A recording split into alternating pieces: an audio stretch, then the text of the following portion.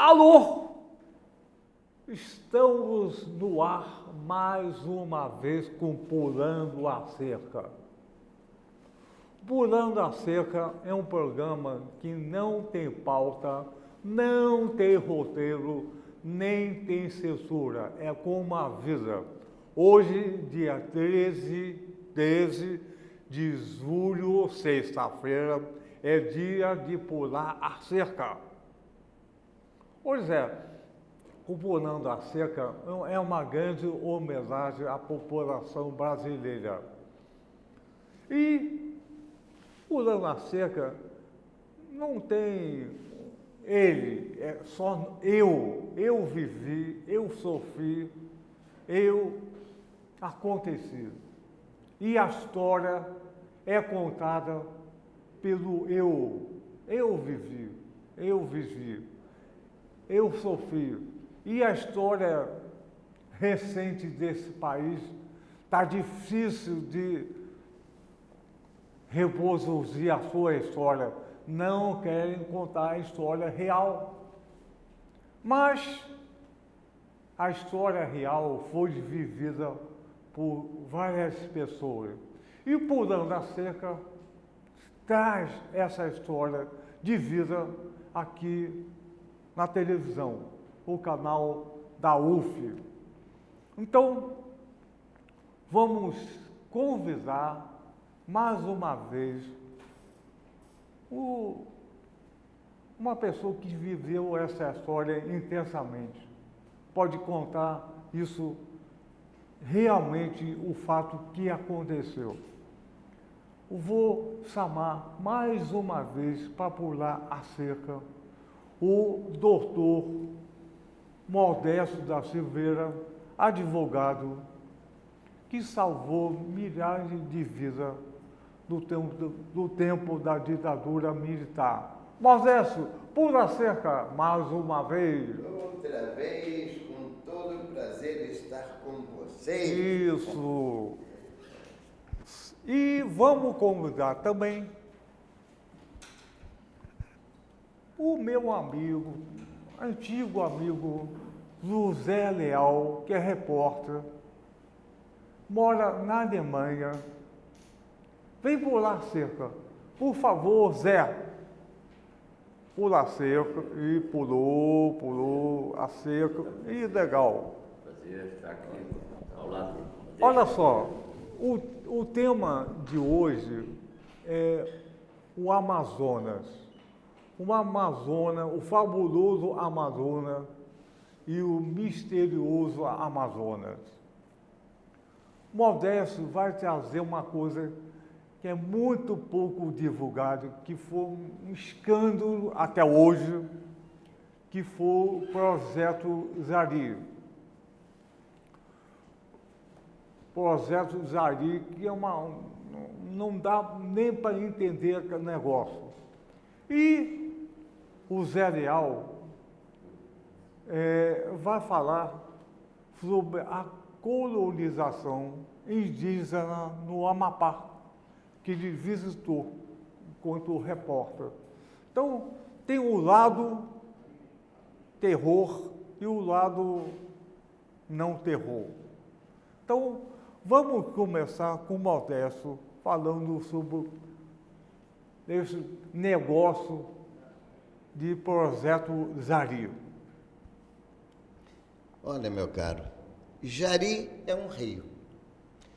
Quando houve o golpe militar de 1º de abril de 64, é claro que a ditadura abriu as portas com toda facilidade e oferecendo vantagens e privilégios aos grandes empresários multinacionais, sobretudo americanos. E nessa época, o homem mais rico do mundo, e que tinha dezenas e dezenas de projetos multinacionais,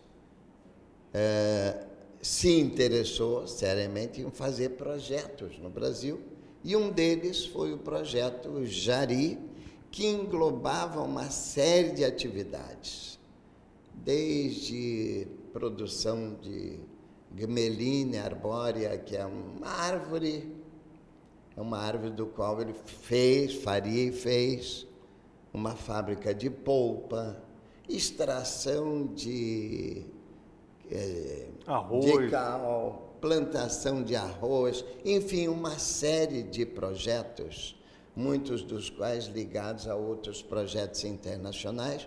Ele era um homem internacional. A história de vida dele começa lá nos Grandes Lagos americanos, em que ele teria começado tirando do fundo do lago um pequeno barquinho, do qual ele foi de menino pobre, família pobre. Ele se tornou o homem mais rico do mundo já nessa época.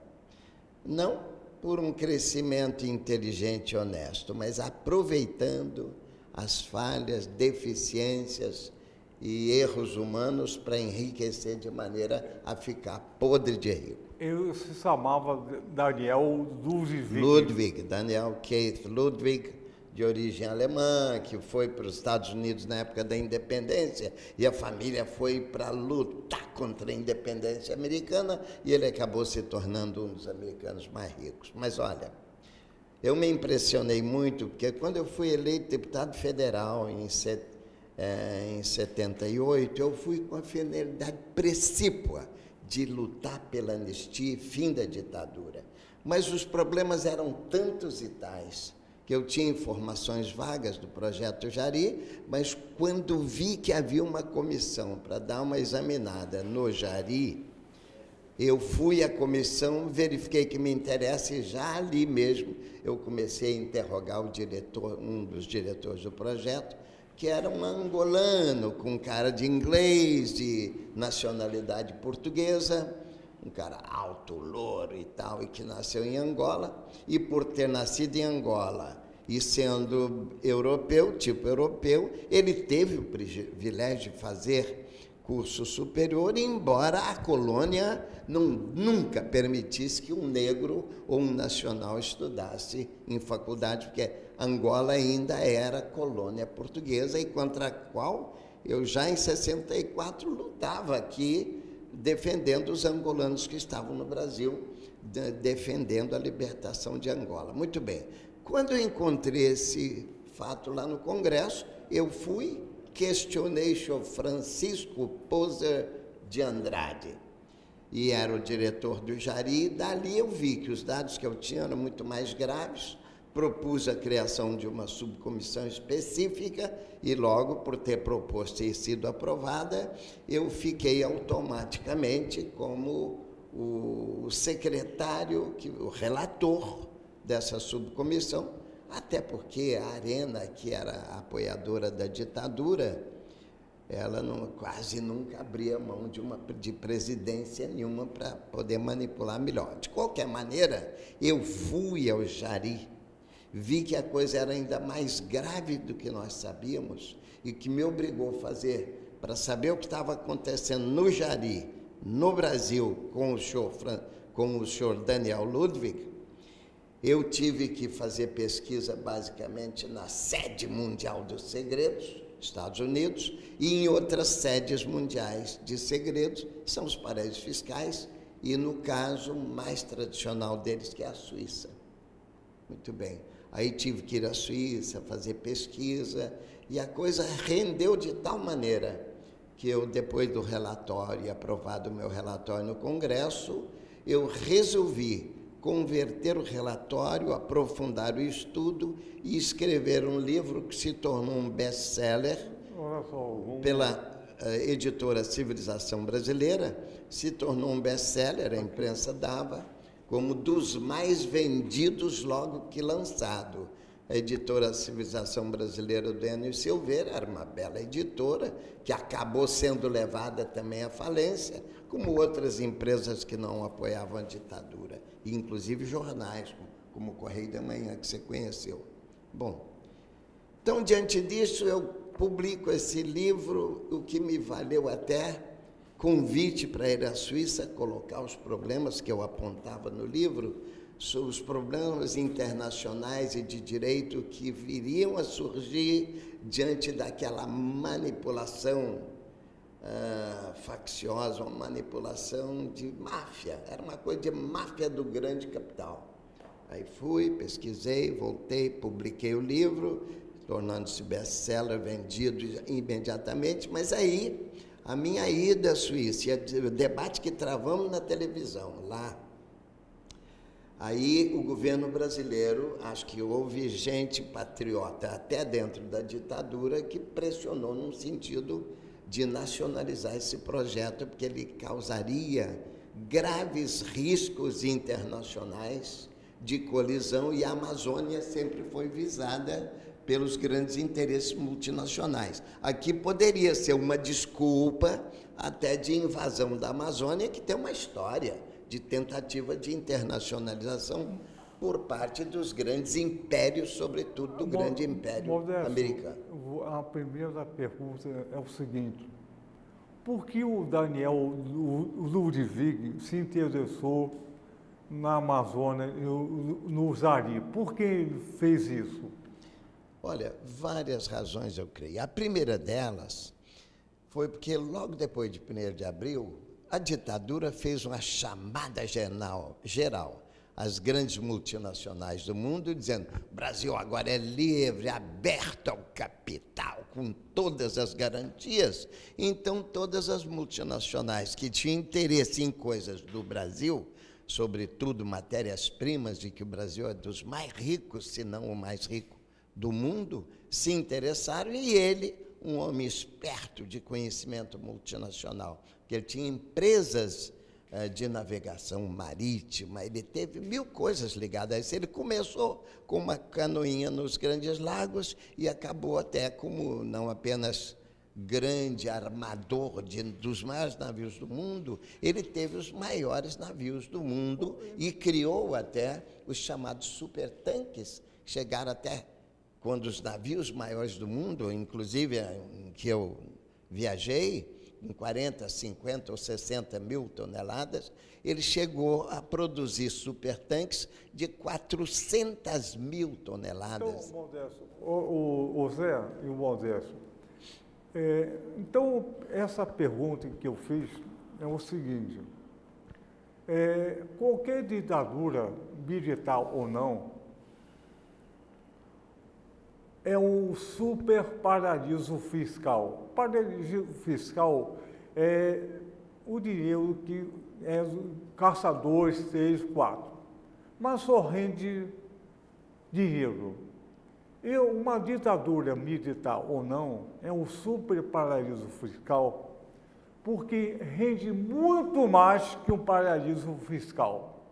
Um país como o Brasil, aberto a tudo, rendia muito mais que qualquer paraíso fiscal.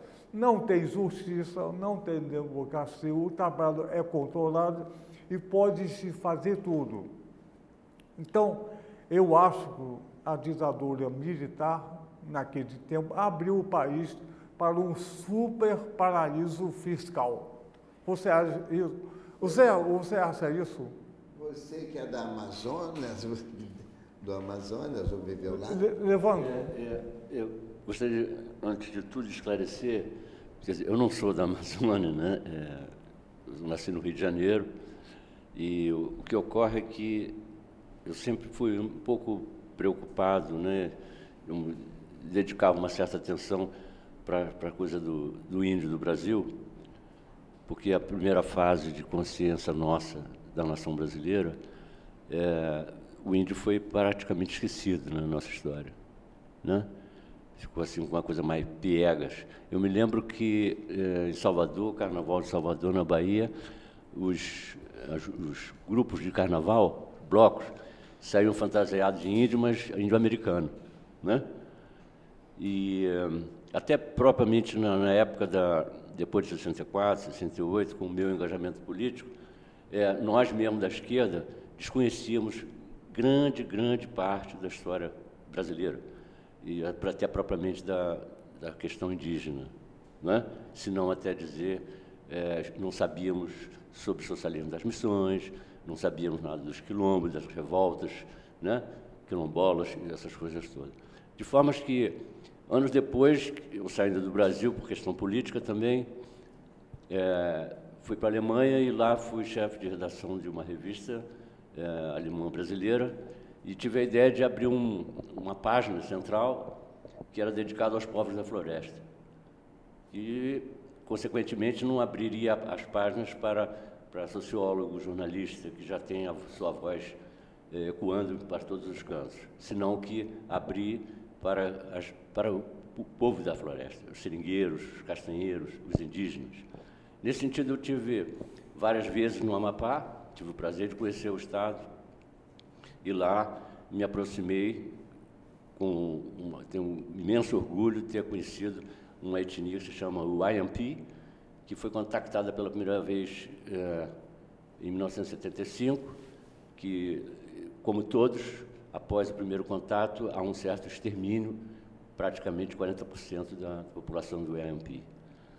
E de formas que eu tomei conhecimento mais perto, travei contato mais perto, fiquei lá uma semana com eles nas aldeias, e tive o prazer também de conhecer o trabalho que era desenvolvido pelo João Alberto Capiberibe, que hoje é senador, e que na época era governador, foi 2 vezes, 2 períodos governador, que implementou um grande projeto que até hoje eu nunca vi em nenhuma parte do mundo, que é o Programa de Desenvolvimento Sustentável do Amapá, que o resto do Brasil as informações eram boguetadas, não saía em nenhum jornal do que ocorria no Amapá. E, da mesma forma que o projeto Jari também ficou grande parte escondido, né, sem que tivesse nenhuma informação mais específica. Né? Isso que você está falando está me despertando aqui um fato muito interessante. Mas a partir do Amapá, você vê como é o Brasil tão rico. O Amapá tinha a maior Serra do Navio, a maior serra produtora de minérios raros, e que uma outra empresa americana, com brasileiros metidos no meio, acabou levando a montanha de manganês, né? E deixando os buracos lá do Amapá. E ali vizinho, que é o Jari, eu enfrento esse problema numa outra multinacional também, né? E que depois que a gente denunciou tudo isso, o governo brasileiro viu que a denúncia era fundamentada, séria e perigosa para eles no futuro, de intervenção definitiva na Amazônia, de onde jamais sairiam, porque quem invadir a Amazônia, se os Estados Unidos e os grandes impérios resolverem tomarem a Amazônia, nós nunca mais a veremos, não só pela importância estratégica, como também pela riqueza mineral da área, é a maior riqueza íntegra do mundo inteiro. Enfim, é uma riqueza incomparável. De maneira que a própria ditadura, eu creio que se sentiu responsável, preocupada, acabou nacionalizando os projetos mais perigosos ligados ao projeto Jari, e uma fundação do Instituto Ludwig, tudo isso registrado na Suíça. O centro dos negócios dele era a Suíça. Por quê? Porque a Suíça é o maior paraíso fiscal do mundo, o mais tradicional, o mais antigo, o mais rico. E o que é um paraíso fiscal, que é importante as pessoas saberem, né? Paraíso fiscal, eu compararia, no âmbito interno de um país, é o receptador de bandidos. Por exemplo, um bandido, um ladrão, o receptador recebe o material, o dinheiro dele esconde, ou recebe o material dele e revende, se é coisa de revender. Enfim, é um cara que compactua com a bandidagem. Esse é o receptador na legislação penal brasileira e do mundo inteiro. Pois bem, mas existem países que se tornaram receptadores para manipular aquele dinheiro. Enfim, ele é uma espécie de ladrão de ladrão. Infelizmente, não é só a Suíça. Tem vários países do mundo que se dedicam a essa finalidade específica de explorar o resto do mundo com grandes vantagens. E ele atende a interesses não só multinacionais, interesse de corrupção e também interesses políticos dos grandes poderes. É por isso que os grandes poderes não forçam a abertura dos segredos e das vantagens que o paraíso fiscal oferece às grandes empresas e os grandes negócios do mundo, inclusive os grandes negócios políticos dos governos do mundo. Eu pessoalmente, depois de ter ido à Suíça, pesquisado, tentado descobrir muita coisa, e muita coisa eu descobri, mas não tudo, é claro, eu cheguei à conclusão, hoje, eu estou convencido de que enquanto os paraísos fiscais mantiverem os segredos da grande bandidagem e dos grandes negócios político-econômicos dos governos, nós não nos livraremos no mundo da grande criminalidade internacional. É impossível. Todas as máfias tradicionais e improvisadas, todas as máfias têm interesse lá. Pior é que os grandes impérios também têm os seus paraísinhos, maiores ou menores. Por exemplo, Sua Majestade do Reino Unido tem várias ilhas lá mesmo, as chamadas Ilhas do Canal, Edmancha. Olha, várias ilhas são paraísinhos fiscais internos. Os Estados Unidos têm paraíso em algumas ilhas. E até lá dentro, Delaware é um estado americano que é um paraísinho fiscal também. E, por outro lado, utilizam os outros paraísos fiscais. E, para o grande império, os paraísos fiscais abrem informações. Como, por exemplo, um determinado bandido, um Al Capone qualquer, moderno, que lesa os cofres americanos, para os americanos, a Suíça e outros paraísos abrem informação. Mas o Brasil, o terceiro mundo, jamais. É segredo, tudo é secreto. Enfim, eu encontrei muitos suíços, homens de bem, intelectuais, que tinham vergonha. Em vez de ter orgulho, país bonito, todo requintado, lugar onde você pode esquiar, pode se divertir, etc., eu tinha vergonha da finalidade da Suíça. Por exemplo, Ziegler.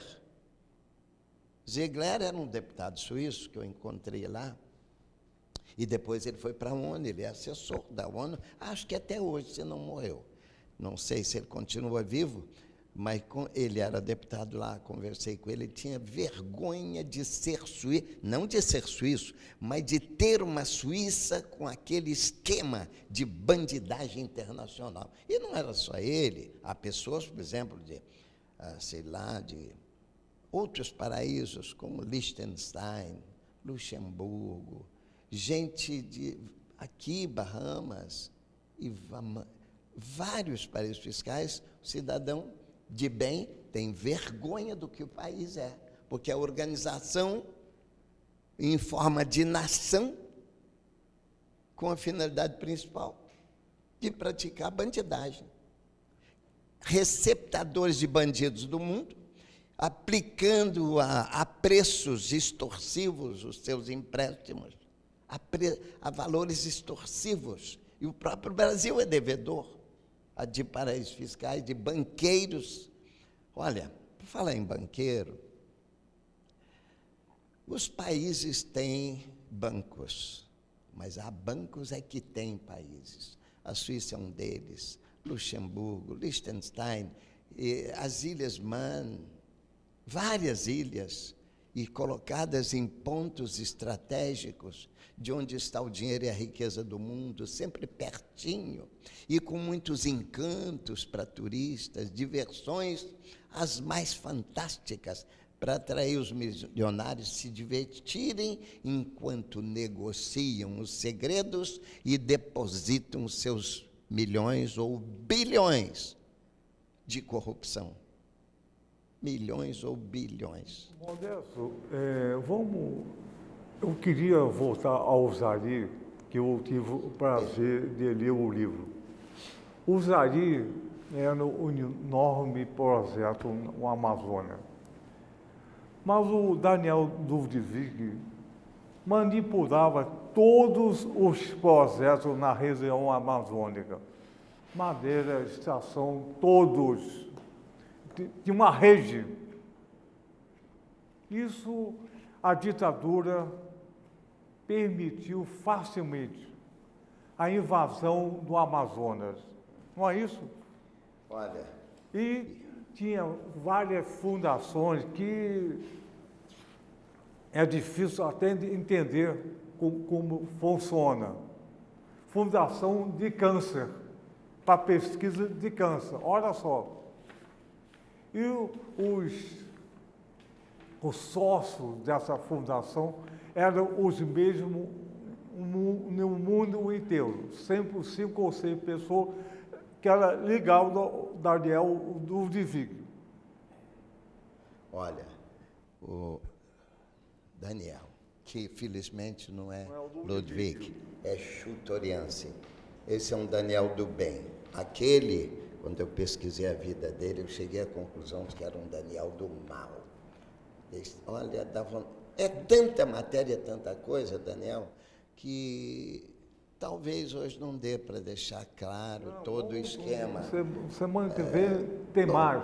Se for necessário, então, e você convidar para outro, eu virei com todo prazer. Com o maior prazer. Para descer a detalhes sobre isso, porque é muita coisa. Desde a pessoa dele, a família, a atuação dele no Brasil, no mundo, o homem mais rico do mundo, ele era tão importante que ele não pedia audiência aos nossos ministros e ao presidente, e ao general de plantão na presidência, não. Ele invertia. Ele é que informava, estarei aí no dia tal e quero te ver. Aí o ministro é que ia correndo onde ele estava. Era uma coisa assim até vergonhosa para nós e para eles. Mas o homem era tão poderoso e importante e prometia fazer tais coisas no Brasil, como realmente instalou aqui uma série de grandes empresas, das quais as mais importantes são as do Jari mesmo, onde ele, na verdade, criou um enclave. O que é um enclave? É um local dentro de um país ou uma soberania que, na prática, tem outro dono, outro mandante, outro governo. Indo lá, eu vi. Ele tinha até cadeia dentro da qual eu entrei para ver se era verdade um pouco das denúncias que recebi. Vi restos de sangue nas cadeias do seu Daniel Ludwig no Jari, e outras coisas iguais. Modesto, a importância do Jari é tão grande que eu li do teu livro que é o maior projeto que Sergipe ou Holanda, tão grande que era. E só podia transitar dentro do Jari quem fosse autorizado. Não era assim. Não, claro, foi autorizado. Aliás, ele foi até convidado, por ser o homem mais rico do mundo, grande empreendedor, ele tinha qualidades de empreendedor. Tanto que ele saiu de uma família pobre ou classe média para se tornar o homem mais rico do mundo. Em poucos, não demorou muitos anos, ele se tornou o homem mais rico do mundo, o que vale dizer. Como é que uma pessoa normal, agindo honesta e decentemente, poderia em poucos anos se tornar o mais rico do mundo? É evidente que tem coisas irregulares, e muitas a gente constatou e outras não. Eu vou dar um exemplo. Ele geralmente produzia ou registrava os seus navios em países inexistentes, em países que eram paraísos de grandes países. Por exemplo, ele registrava nos chamados paraísos de navios, que era Panamá e Libéria. Libéria foi um paizinho inventado pelos Estados Unidos para enviar a negrada que saía da escravidão. Aí mandava os negros para lá. Mas para isso ele tinha que dominar. E para dominar, ele botou a negrada na liderança lá, e na Libéria. E a Libéria, até hoje, é claro, formalmente, é um país independente, etc., mas quem manda, ganha e faz tudo é o americano mesmo, através dos americanos, dos ex-descendentes de americanos libertados e que foram levados meio à força para lá, porque eles queriam se livrar do sangue negro nos Estados Unidos. Imagina, 1800 e tal, né? 1800, não queriam saber de negro, eles tinham horror de negro. Eu, quando estive nos Estados Unidos pela primeira vez, o pai do Obama não entraria num bar, um restaurante, nem uma igreja onde houvesse brancos, não podia entrar. Vi coisas estarrecedoras. Hoje, felizmente, tão melhor que elegeram um mulato, que é o Obama, para a presidência da República. Mas, de qualquer maneira, voltando ao Jari, olha, tanta coisa que a gente chega a pensar. Tinha que dar uma linha uma linha de abordagem ao que nós estamos falando. Se eu estiver tumultuando até as informações, me pergunte numa linha cronológica ou do jeito que quiser adotar. A verdade é que, depois desse meu estudo preliminar, examinando melhor, e indo pesquisar nos Estados Unidos, mas, sobretudo, lá na Suíça, dá vontade de contar cada coisa. É pena que o tempo não permite. Tanto que as coisas essenciais pelas quais eu fui lutar, elas se igualaram e eu lutava não só pela anistia, pelos problemas contra a ditadura, os direitos humanos. Aí entra o Projeto Jari, o problema indígena, de tal maneira tive que abraçar tudo, que eu fui eleito pelos parlamentares da Amazônia, eleito amazônida honorário, porque eu também não deixava de lutar pelos índios, pela questão amazônica, por toda a história que tinha, e visitando o Jari, aí contato com Chico Mendes depois, lá no Acre, aí entra a história de Chico Mendes e dos assassinatos que ocorriam de forma sistemática, a ponto de eu ter que ir lá ao Acre, a Rio Branco, para defender até gente acusada, ou melhor, gente que, inclusive, sofreu tentativa de homicídio, as lideranças da área, né? É tanto problema na Amazônia, e esse problema do Jari é um dos mais graves, mas, felizmente, meio que encerrando em termos cronológicos, a gente volta depois onde quiser, mas aí o governo, a ditadura ainda, logo depois, esse livro não pode nem ser reescrito, como o Enio Silveira pedia, da civilização brasileira, não pode ser reescrito, porque depois que eu fui à Suíça e voltei, causou uma tal celeuma lá cá, que a ditadura militar sentiu necessidade, era ainda o gás. E logo em seguida, não, já era o Figueiredo, o general Figueiredo, que estava de plantão na ditadura. Ele sentiu necessidade de não deixar assim, era grave contra eles, então ele acabou nacionalizando os projetos que eu apontei como mais perigosos, a soberania nacional, como enclave, etc., e negociou de tal maneira que presenteou os banqueiros que tinham olho grande lá, e aos seus amigos da ditadura em geral, é o que ele é hoje.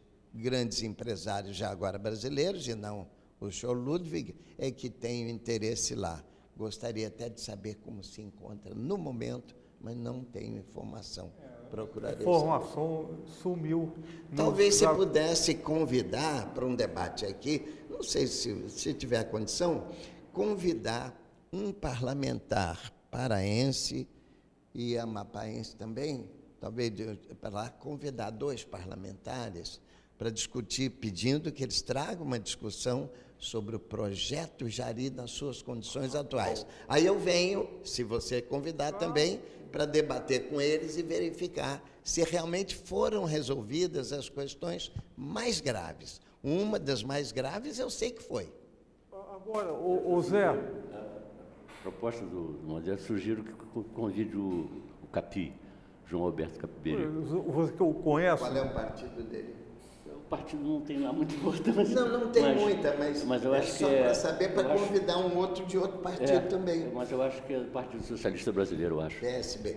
Não pode convidar de partidos Você opostos. conhece, convida aqui. O Zé...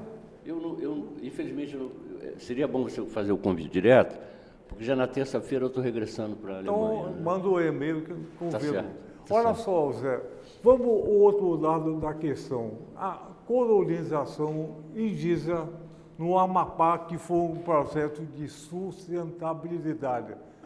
Fala sobre isso, que é outra questão que o Modesto colocou. Eu acho que a questão aí que o paraíso fiscal, essa coisa toda, o que a gente observa, acho que parece que a questão é que os países não produzem riqueza, mas eles produzem ricos. Né? Essa parece que é a grande função. Produzir e multiplicar a quantidade de dinheiro dos ricos, né? E não produzir riqueza. Nessa questão do jari, a gente não pode esquecer também da questão farmacêutica, né?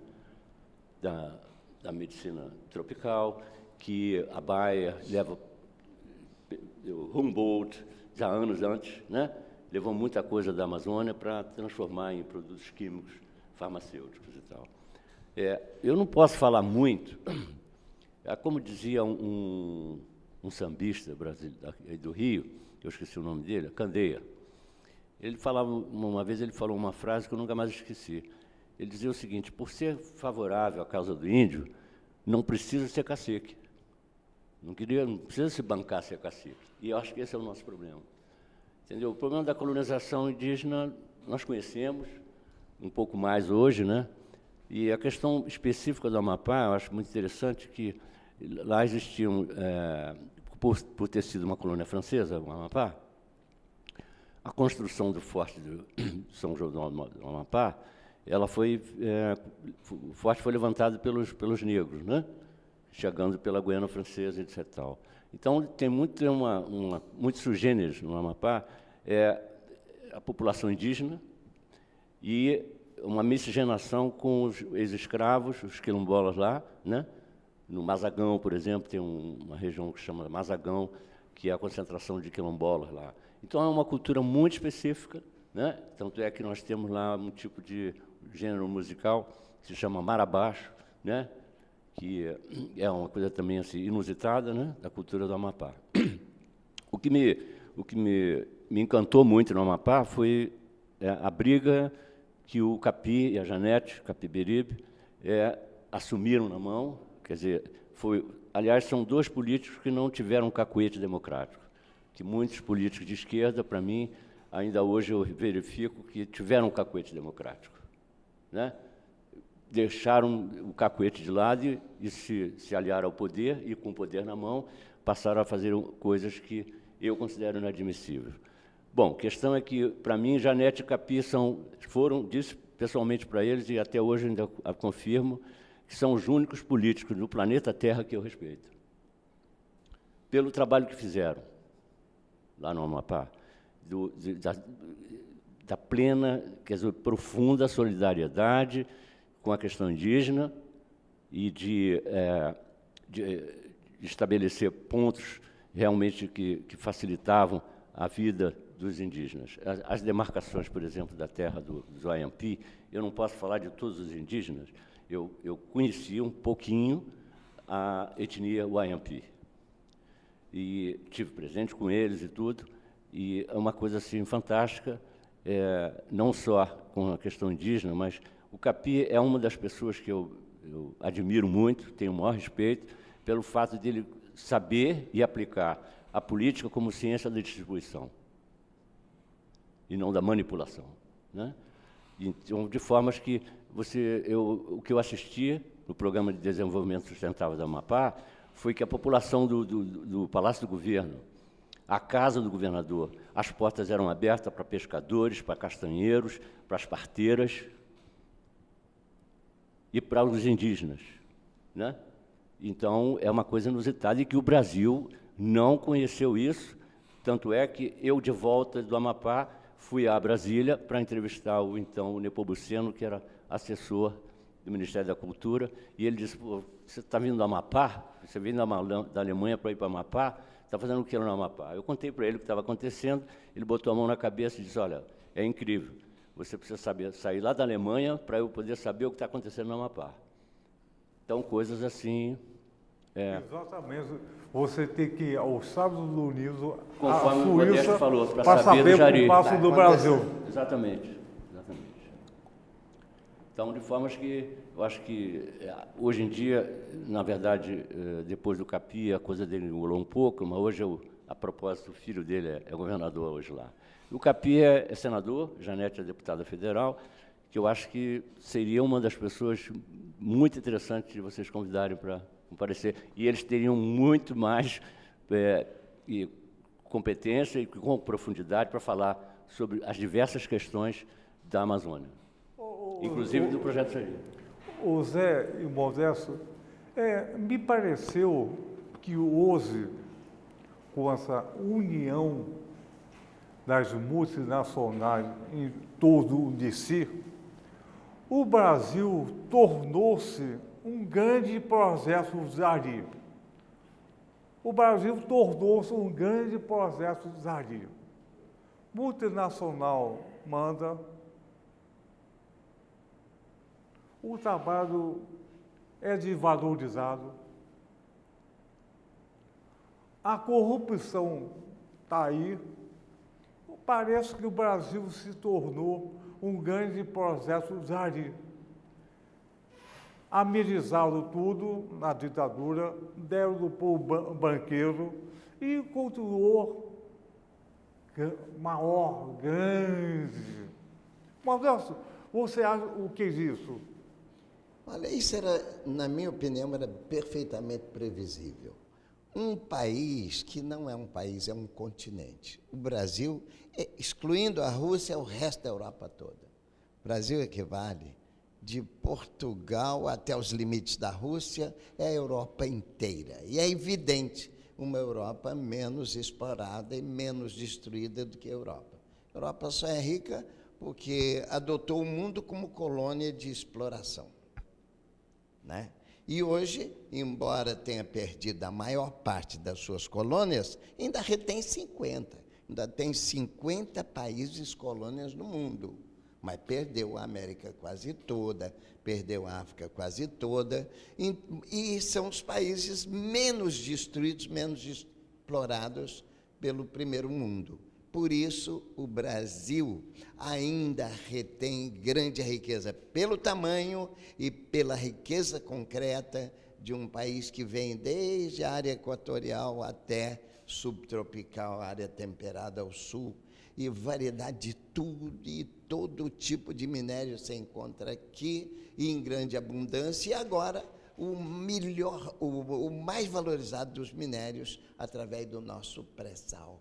Isso é mais um dos atrativos que podem enriquecer o Brasil ou destruí-lo e empobrecê-lo.